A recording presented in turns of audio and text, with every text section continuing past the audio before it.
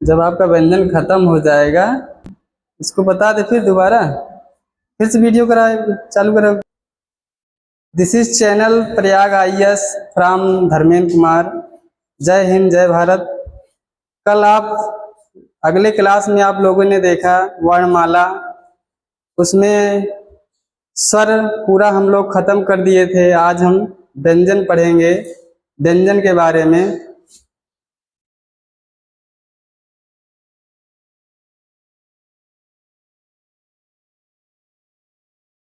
व्यंजन क्या होता है, व्यंजन किसे कहते हैं? जो स्वरों की सहायता से बोला जाता है, जो वर्ण स्वरों की सहायता से बोला जाता है उसे हम व्यंजन कहते हैं। जो वर्ण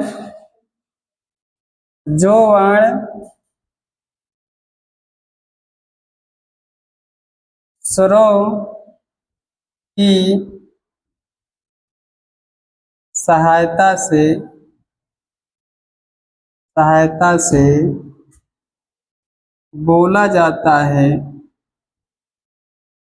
बोला जाता है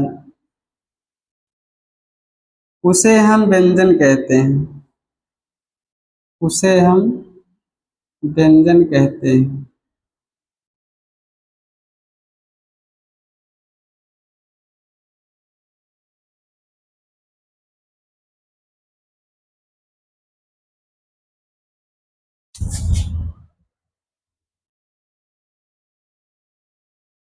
व्यंजन किसे कहते हैं? जो वर्ण स्वरों की सहायता से बोला जाता है उसे हम व्यंजन कहते हैं।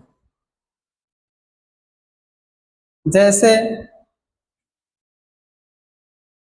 का से लेकर ज्ञा तक ये क्या है? व्यंजन। का से लेके ज्ञा तक ये क्या है? व्यंजन। जैसे का वर्ग में कौन कौन से वर्ण आएंगे? का आएगा और खा आएगा और गा आएगा और घा आएगा और अंगा आएगा। फिर चा वर्ग में चा आएगा, छा आएगा और जा आएगा और झा आएगा और या आएगा। उसके बाद टा वर्ग हम देखेंगे। टा वर्ग में आएगा, टा आएगा, ठा आएगा और डा आएगा और डा आएगा। उसके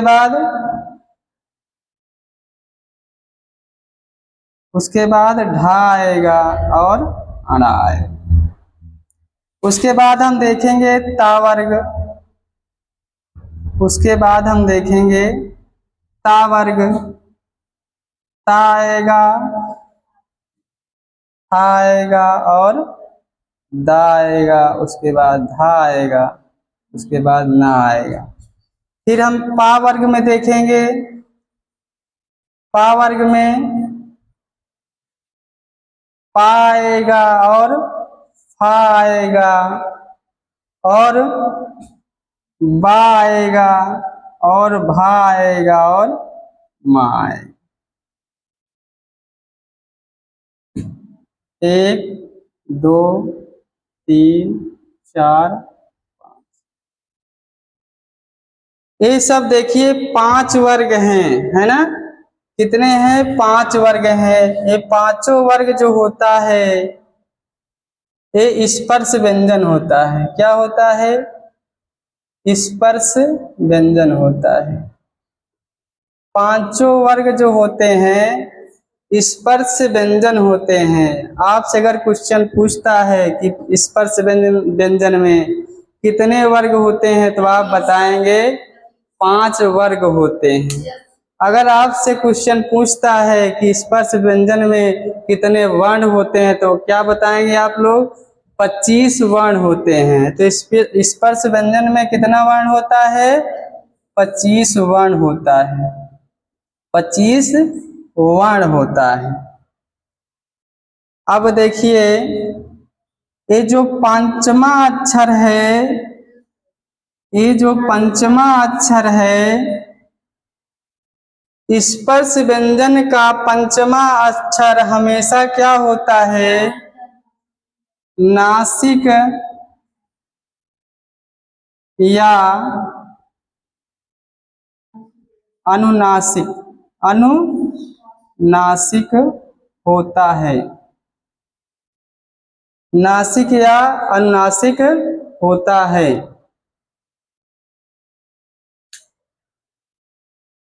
अब देखेंगे का से लेकर कहां तक हो गया? माँ तक, है ना। का से लेकर माँ तक जो वर्ण होते हैं वो स्पर्श व्यंजन में आते हैं। वर्ग की बात करेगा तो 5 वर्ग होते हैं। का वर्ग मतलब होता है का से लेके अंगा तक। चा वर्ग का मतलब होता है चा से लेके हिया तक। और टा वर्ग का मतलब होता है टा से लेके अड़ा तक। और ता वर्ग का मतलब होता है ता से लेके ना तक। उसके बाद पा वर्ग है, पा वर्ग से क्या मतलब है? पा से लेके मा तक। अगर आपसे क्वेश्चन पूछता है कि स्पर्श व्यंजन कहाँ से स्टार्ट होता है और कहाँ से खत्म होता है, का से स्टार्ट होता है और मा से खत्म होता है, उसमें कितने वर्ग होते हैं? 5 वर्ग होते हैं। और कितने वर्ण होते हैं? 25 वर्ण होते हैं। और स्पर्श व्यंजन का पंचमा अक्षर जो होता है हमेशा क्या होता है? नासिक या अनुनासिक होता है। आप बोल के इसको देख सकते हैं। जो नाक और मुंह के सहारा से बोला जाए उसे क्या बोलते हैं? नासिक या अनुनासिक।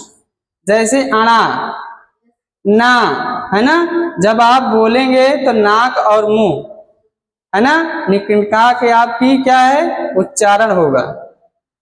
ठीक। अब आगे चलते हैं। माँ के बाद का से लेके ज्ञा तक जो व्यंजन है, माँ के बाद क्या आएगा? माँ के बाद क्या आएगा? आएगा क्या? अंतस्थ व्यंजन। अंतस्थ व्यंजन किसे कहते हैं? या, रा, ला और वा। ठीक। अब उसके बाद आ जाएगा ऊष्म व्यंजन। उसके बाद क्या आ जाएगा? ऊष्म व्यंजन। सा, इसमें तीनों सा रहता है और हा रहता है। तीनों सा और हा रहता है। सा और हा। और इसका एक नाम और भी है, उसे क्या बोलते हैं? संघर्षी। और इसे और क्या बोलते हैं? संघर्षी व्यंजन। क्यों बोलते हैं? क्योंकि जैसे पत्थर को आप घिसते हैं ना, उसमें क्या निकलता है? गरम टाइप का निकलता है ना, तब उसमें क्या आगी टाइप का आप देखते होंगे निकलता होगा ना। तो आप जैसे आप मुंह बंद करेंगे और ये सब जो वर्ण है आप बोलेंगे तो आपके आराम से क्या गर्म वायु निकलती है, घर्षण होता है। इसलिए इसे क्या बोला जाता है? संघर्षी व्यंजन या ऊष्म व्यंजन। आप इसे बोल के देख भी सकते हैं। ठीक। आगे उसके बाद क्या आएगा? संयुक्त व्यंजन। हा के बाद क्या आता है? छत्रज्ञा, है ना। उसके बाद एक एक्स्ट्रा जुड़ जाता है। कौन सा वर्ण जुड़ता है? स्रा। कौन सा जुड़ता है? स्रा। तो संयुक्त व्यंजन, संयुक्त व्यंजन क्या हो जाता है? छा और तरा और ज्ञा और सरा। छत्र ज्ञा, ये क्या होता है? संयुक्त व्यंजन। आप स्वर में देखे थे संयुक्त स्वर, यहां भी आप क्या देख रहे हैं? संयुक्त व्यंजन, है ना, जो दो वर्णों के मेल से बनता है। वहां भी दो वर्ण है ना, दो वर्णों के मेल से अगली क्लास में आप देखे थे।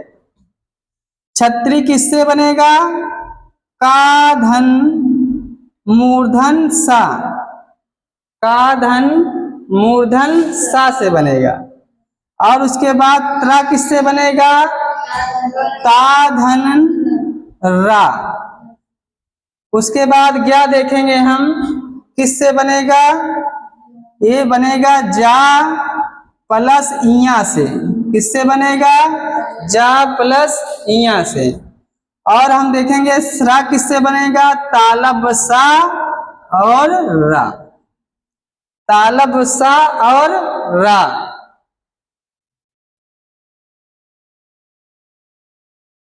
तो आपके समझ में आ गया? देखिए स्पर्श व्यंजन में कितने वर्ण होते हैं? 25 वर्ण होते हैं। उसके बाद क्या आता है? अंतस्थ व्यंजन, अंतस्थ व्यंजन में या रा ला वा। और उसके बाद ऊष्म व्यंजन में सा सा हा। और संयुक्त व्यंजन में छात्र ज्ञा और सरा।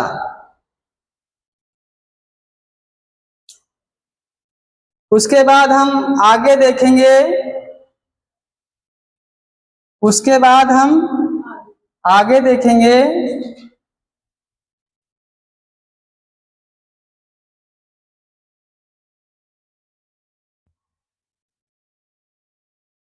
उसके बाद हम आगे देखेंगे जब वहां तक हम क्या देखें? ज्ञात तक है ना, सबका उच्चारण हो गया। उसके बाद हम देखेंगे ये जो डा है और ढा, इसे क्या बोलते हैं?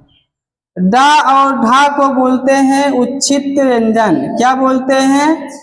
उच्छिष्ट व्यंजन, उच्छिष्ट व्यंजन।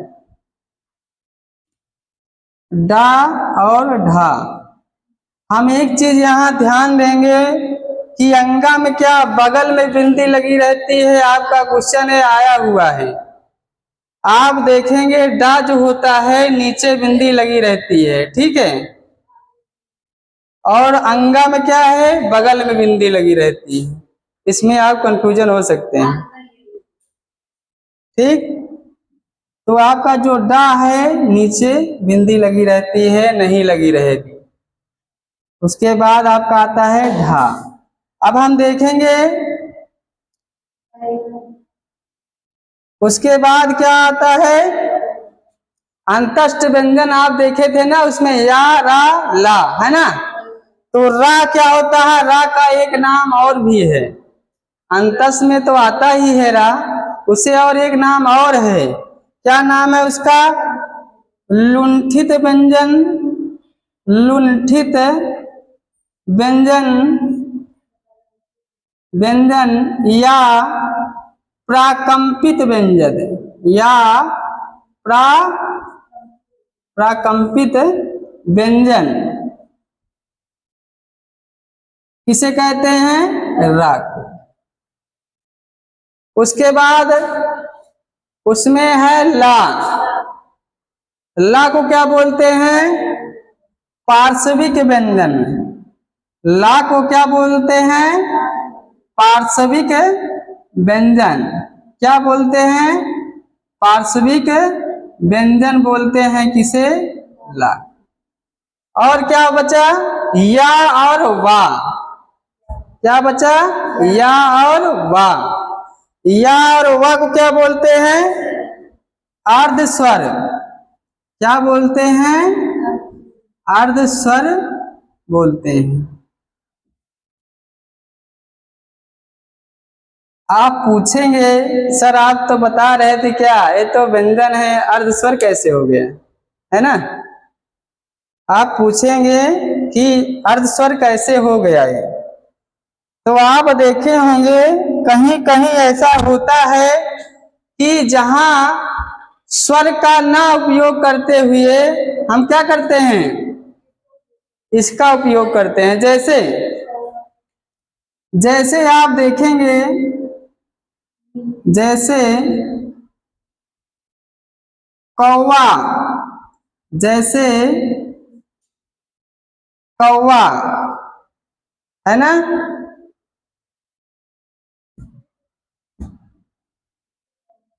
ठीक। कौवा को और कैसे लिख सकते हैं? पहले क्या था? कौवा था, वा था, अब हम आ भी लगा दिए, है ना। इसके जवाब क्या आ गया? स्वर आ गया है ना। तब देखिए आधा स्वर का भी काम कर रहा है और आधा व्यंजन का, इसलिए क्या बोलते हैं इसे? अर्धस्वर और व्यंजन बोलते हैं। और हम देखेंगे क्या, या को हम देखेंगे जैसे लिए, किए, दिए, है ना।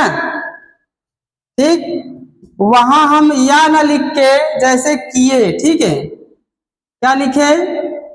किए, है ना।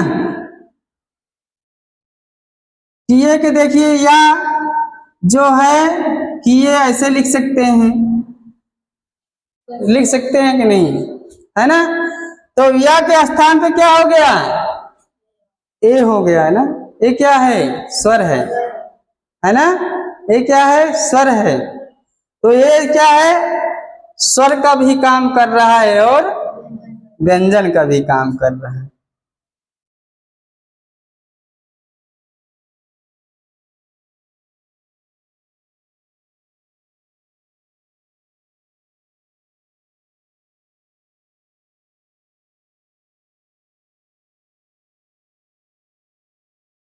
ये वाह वाला है, बना ले, अलग से लिख लेना वैसे। चलिए आगे हम देखते हैं, समझ में आ गया। व्यंजन किसे कहते हैं? जो स्वरों की सहायता से बोला जाता है उसे क्या कहते हैं? व्यंजन कहते हैं। और स्पर्श व्यंजन का कितने वर्ग होता है? 5 वर्ग होता है। कितना वर्ण होता है? 25 होता है। का से लेके कहाँ तक होता है? माँ तक होता है। और स्पर्श व्यंजन का पंचमा अक्षर क्या होता है? नासिक और अनुनासिक होता है। और उसके बाद अंतस व्यंजन क्या होता है? या, रा, ला, वा होता है। अब उसके बाद फिर आ जाता है क्या? ऊष्म व्यंजन, सा, सा, हा। उसके बाद संयुक्त व्यंजन छत्र, ज्ञा और श्रा। उसके बाद लुंठित व्यंजन किसे कहते हैं? रा को कहते हैं, और इसका नाम भी है प्रकंपित व्यंजन। उसके बाद पार्श्विक व्यंजन क्या कहते, किसे कहते हैं? ला को कहते हैं। और अर्धस्वर या और वा को कहते हैं। और लुंठित क्यों कहते हैं? लुंठित क्यों कहते हैं? जब आप बोलेंगे रा बोलिए, जो आपकी जीभ है ना एक बार राउंड करेगी, रा, है ना, राउंड कर रही है ना। आप बोलिए रा, रा जब बोलेंगे तो आपकी जो जीभ है राउंड करेगी, लुंठित टाइप का हो जाएगा रा, है ना। इसलिए इसे लुंठित या प्रकंपित व्यंजन बोलते हैं। हाँ,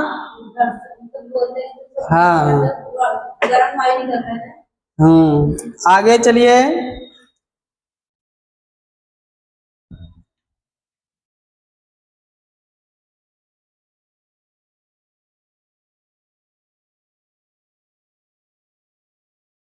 उसके बाद आगत व्यंजन, उसके बाद क्या है? आगत व्यंजन। आगत व्यंजन, आगत व्यंजन में कौन कौन से वर्ण आते हैं? का आएगा और खा आएगा और गा आएगा और जा आएगा और फा आएगा। इसे, मगर एक चीज आपको ध्यान में रखना है, यहाँ क्या रहेगा? बिंदी रहेगी। यहाँ क्या रहेगा? बिंदी रहेगी। ठीक, इसमें क्वेश्चन बनता है कि जो नई ध्वनियां किसे कहते हैं? ठीक, आप पढ़े होंगे, है ना, कि नई ध्वनियां इसे ही कहते हैं, फारसी ध्वनियां इसे ही कहते हैं, और आगत व्यंजन भी इसे कहते हैं। ठीक, अब हम लोग पढ़ेंगे क्या? घोषत्व के आधार पर, घोषत्व के आधार पर व्यंजन के प्रकार। घोषत्व के आधार पर व्यंजन के प्रकार। घोषत्व के आधार पर व्यंजन के प्रकार। आगे चलते हैं।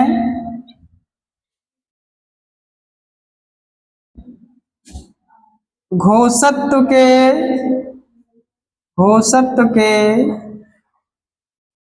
आधार पर, घोषत्व के आधार पर व्यंजन के प्रकार।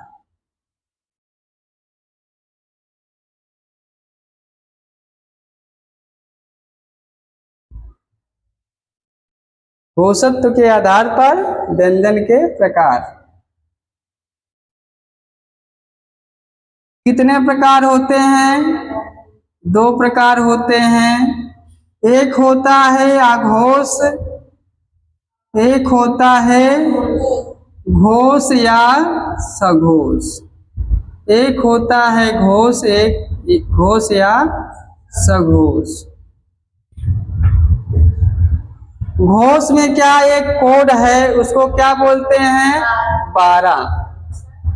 अघोष में कोड क्या है? 12। जो गिनती हम लिखे थे इसीलिए लिखे थे कि आगे आपके काम में आ जाएगा कि यह वर्ग क्या पहला अक्षर है, वर्ग का क्या दूसरा अक्षर है, वर्ग का तीसरा अक्षर है, वर्ग का चौथा अक्षर है, वर्ग का 5वां अक्षर है।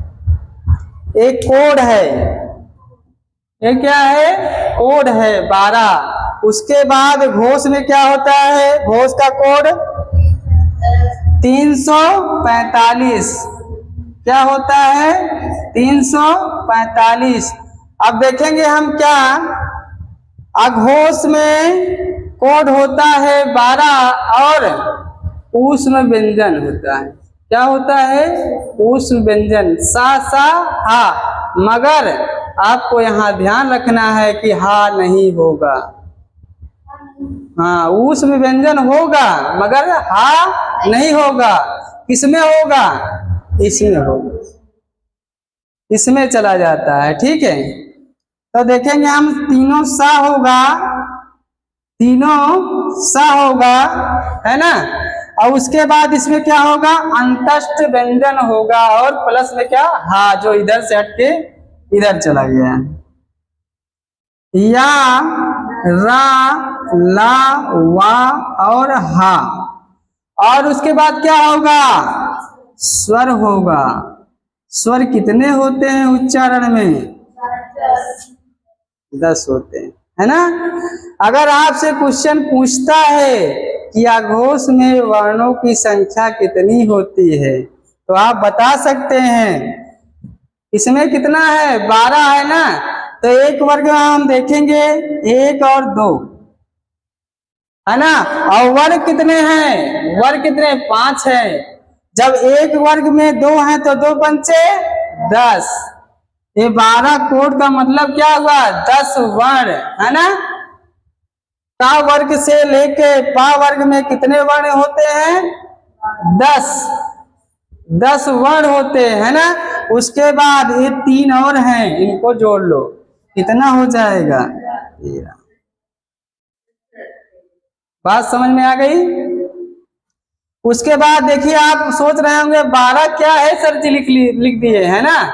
12 यहाँ आपको समझने के लिए है। अगर कोई पूछता है कि अघोष वर्ण जो होता है वो कौन कौन सा वर्ण होता है, तो आप यहाँ देखेंगे स्पर्श व्यंजन का वर्ग का पहला दूसरा, चा वर्ग का पहला दूसरा, ता वर्ग का पहला दूसरा, ता वर्ग का पहला दूसरा, पा वर्ग का पहला दूसरा। मतलब कितना हुआ? 2 इसमें से, 2 इसमें से, 2 इसमें से, 2 इसमें से, 2 इसमें से, 2 पंचे 10 वर्ण वे हो गया ना। अब यहाँ और 3 यहाँ पे है क्या? सा सा, है ना, तीनों सा। ठीक, बात समझ में आ गई?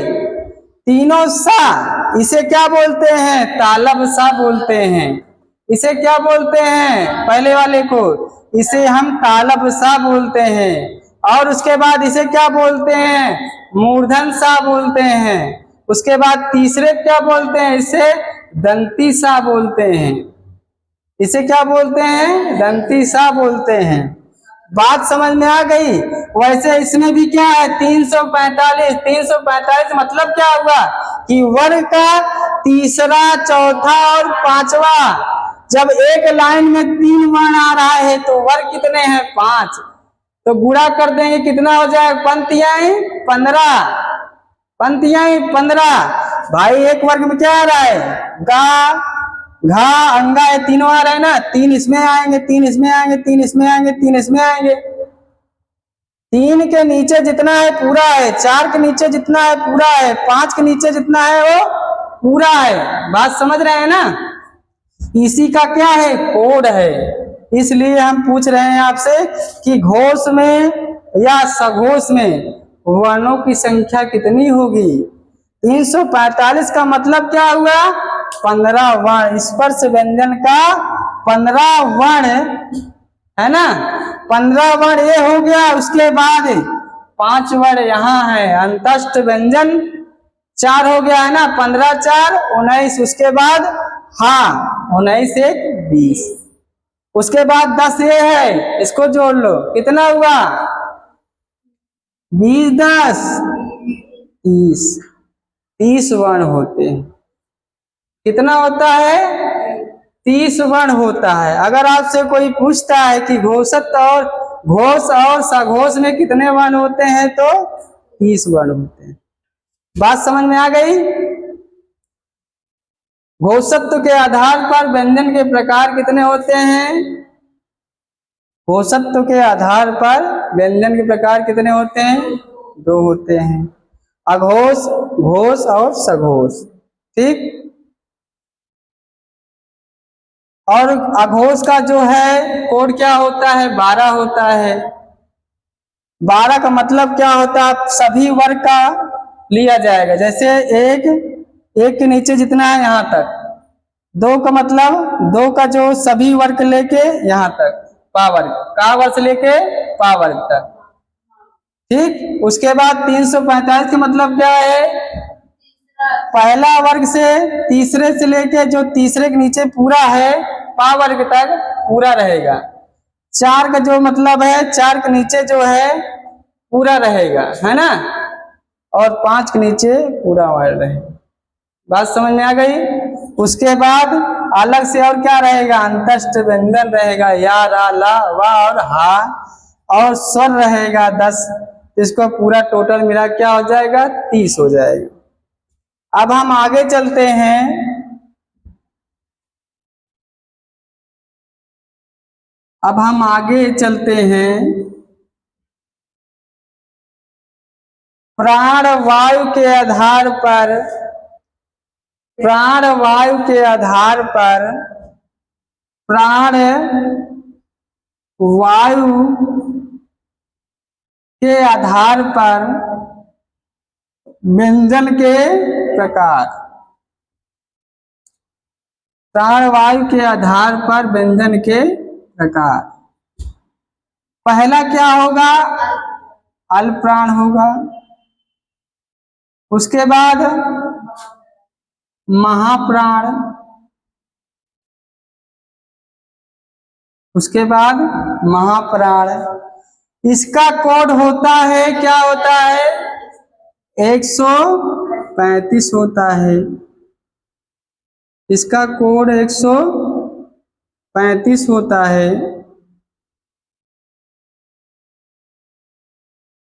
और उसके बाद महाप्राण का 24 होता है।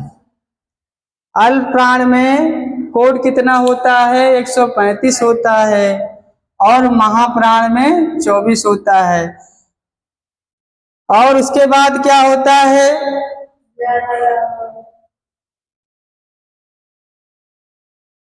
उसके बाद अंतस्थ व्यंजन होता है ना। उसके बाद क्या रहेगा? या, रा, ला और वा। और उसके बाद क्या रहेगा? स्वर रहेगा। उसके बाद क्या रहेगा? स्वर रहेगा। स्वर कितना होता है? 10 होता है उच्चारण रूप में। तो पूरा टोटल मिलाकर कितना हो जाएगा? जब एक वर्ग में 3 वर्ण आ रहा है ना, एक वर्ग में कितना वर्ण आ रहा है भाई? देखिए, एक का पहले वर्ग बने का, उसके बाद तीसरा गा, उसके बाद पांचवा क्या है? अंगा। जब एक वर्ग में 3 वर्ण आ रहे हैं तो 5 वर्ग है, कितना हो जाएगा? पंक्तियां 15। जब 15 ए हो गया और 4 ए है, 15 4 19, 19 और स्वर कितना है? 10। उच्चारण रूप में स्वर कितने होते हैं? 10। तो 19 10 कितना हो जाएगा? 29। तो आपसे कोई पूछेगा कि अल्पप्राण वर्णों की संख्या कितनी होती है वर्णमाला में, तो आप क्या बताएंगे? 29 होता है। वैसे इसमें देखेंगे, इसमें कोड कितना होता है? महाप्राण में 24 होता है, और ऊस में व्यंजन होता है सा सा हा, सा सा हा, ये ऊस में व्यंजन होता है। तो टोटल मिला के कितना हो जाएगा? 14 हो जाएगा, है ना। एक वर्ग में जब 2 वर्ण आ रहे हैं 5 वर्ण में कितने आएंगे? 5 दूनी 10, उसके बाद 4 ए है, कितना हो जाएगा? 14 वर्ण। बात समझ में आ गई? प्राणवायु के आधार पर व्यंजन के प्रकार कितने होते हैं? अल्प प्राण और महाप्राण। इसका कोड होता है 135। 135 का मतलब क्या होता है कि पहले वर्ग का मतलब 1 2 3 और 5 का मतलब क्या हुआ? 135 का कि मतलब का, खा और अंगा, 3 है ना, 3 वर्ण आए ना पहले वर्ग में। उसके बाद जब पांचों में हम देखेंगे पंक्तियां 15, और उसके बाद 4 ए अंतस्थ व्यंजन, 15 4 19, और स्वर कितना हो गया? 29। उसके बाद 24 क्या है? महाप्राण का कोड 24 है। इसका मतलब क्या होता है? पहले वर्ग का क्या होगा? 2 लिखा, उसके नीचे क्या होगा? खा होगा, उसके बाद गा होगा। इसके मतलब क्या होगा? पूरा गा, इधर क्या है? 5 है ना, इधर 5 इधर 5, 5 दूनी 10, है ना। उसके बाद क्या रहता है? ऊष्म व्यंजन सा सा हा, और जब सब मिला देंगे कितना हो जाएगा? 14। तो महाप्राण में वर्णों की संख्या कितनी होती है? 14 होती है। ठीक, अब आगे चलते हैं।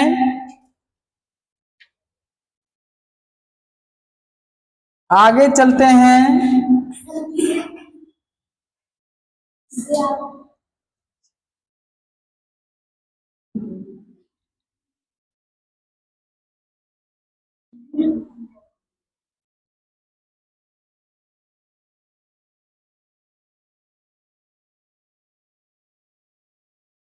अब देखेंगे हम लोग उच्चारण के स्थान पर। उच्चारण स्थान क्या देखेंगे? उच्चारण स्थान, उच्चारण स्थान।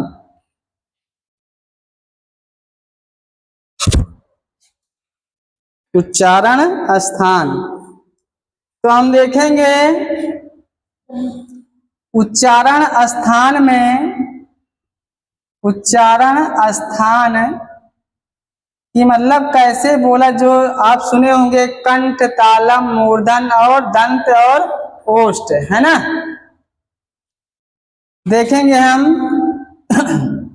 कंठ में, कंठ में, कंठ में कौन कौन से वर्ण आते हैं? पहला क्या आएगा? का वर्ग आएगा, और उसके बाद आएगा क्या? छोटा आ आएगा, और बड़ा आ आएगा, और हा आएगा, और विसर्ग। विसर्ग आपको बताए थे, मतलब आहा, है ना, मतलब आहा, बगल में दो बिंदी। उसके बाद कंठ के बाद क्या आता है? तालब आता है। कंठ के बाद तालब आता है। तालब में आप देखे थे क्या? चा वर्ग। तालब में चा वर्ग आएगा। उसके बाद या आएगा और तालब सा आएगा। उसके बाद हम देखेंगे क्या? मूर्धन सा। मूर्धन, मूर्धन में क्या आएगा? टा आएगा, टा वर्ग पूरा आएगा। और उसके बाद री आएगा और रा आएगा और मूर्धन सा आएगा। उसके बाद हम देखेंगे क्या? दंत।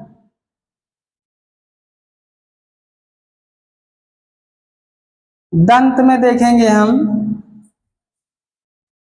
दंत में ता वर्ग आएगा, ता वर्ग आएगा और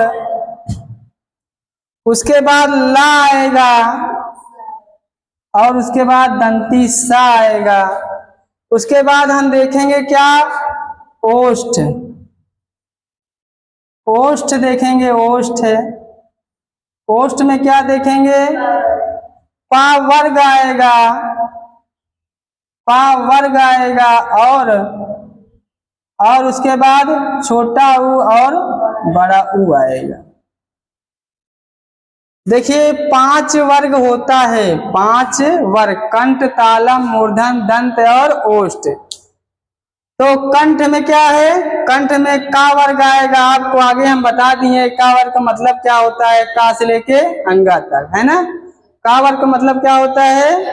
का से लेके अंगा तक। और उसके बाद छोटा आ आएगा और बड़ा आएगा और हा आएगा और विसर्ग आएगा। कंठ में इतने वर्ण आते हैं। उसके बाद तालब में देखेंगे, चा वर्ग का मतलब क्या है? चा से लेके यहाँ तक। और उसके बाद या और तालब सा। उसके बाद देखेंगे मूर्धन में क्या आएगा? टा वर्ग आएगा। टा वर्ग का मतलब क्या होता है? टा से लेके आरा तक।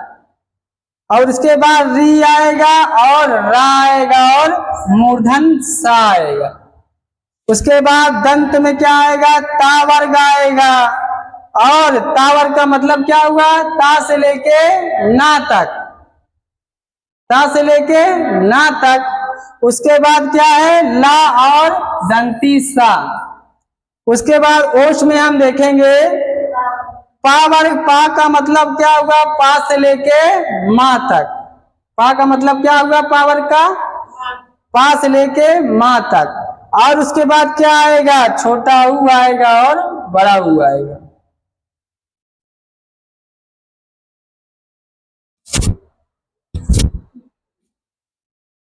आगे और देखें, आगे चलते हैं, आगे चलते हैं हम लोग।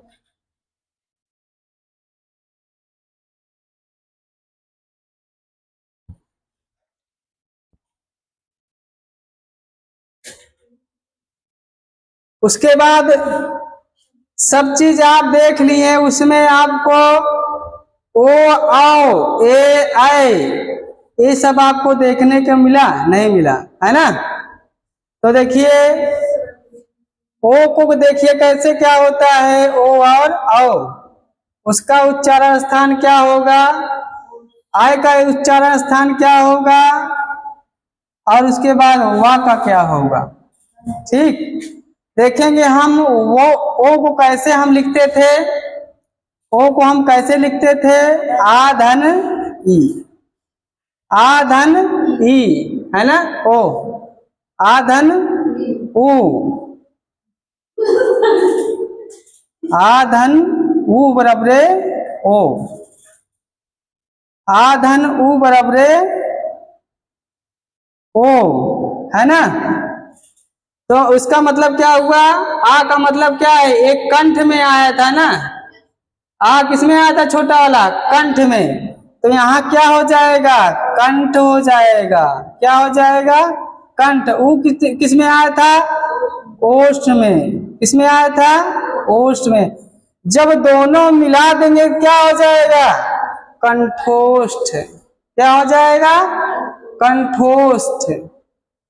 वैसे इसमें भी है, ओ कैसे बनता है, आधन ओ, आधन ओ बराबर औ, है ना। आप क्या देखें, आ किस में आया था, कंठ में आया था, और ये किस में आ रहा है, कंठ में। ये आ रहा है कंठ में, उसके बाद ओ किस में आ रहा है, कंठोष्ठ। कंठोष्ठ, कंठ और दोनों जब मिला देंगे ये भी क्या है, कंठोष्ठ। ये भी क्या, दोनों क्या हो जाएगा, कंठोष्ठ। तो आप लिख सकते हैं कंठोष्ठ। ठीक, ये दोनों क्या हैं, कंठोष्ठ। उसके बाद आप देखेंगे ए कैसे बनता है, आधन, आधन ई बराबर क्या हो जाता है, ए।